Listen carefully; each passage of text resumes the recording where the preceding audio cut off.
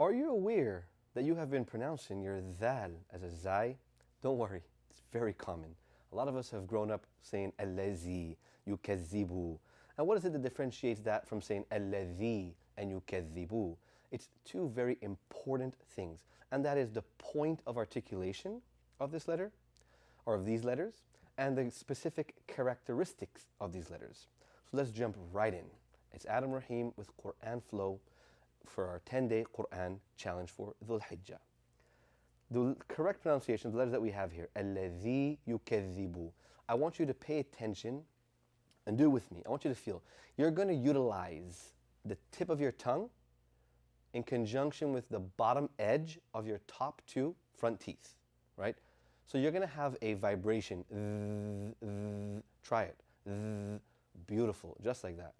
Now, very common mistake is we tend to place the tip of our tongue, because the letter zai, which is allazi, also comes from the tip of our tongue. But the difference is it's placed behind our teeth.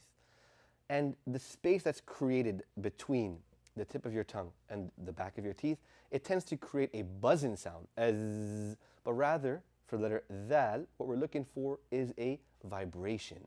Remember, tip of the tongue, placed at the bottom edge of your top two front teeth. I want you to place some pressure to get that vibration. Don't worry. Even if we look silly, we want to make sure that we get the right pronunciation. Alladhi yukadhibu, yukadhibu.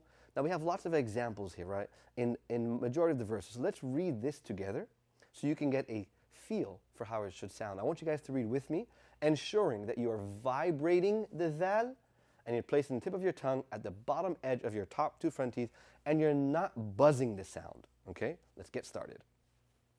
أعوذ بالله من الشيطان الرجيم بسم الله الرحمن الرحيم أرأيت الذي يكذب بالدين فذلك الذي يدع اليتيم ولا يحض على طعام المسكين فويل للمصلين فويل للمصلين الذين هم عن صلاتهم ساهون الذين هم يراءون ويمنعون الماعون. Beautiful job.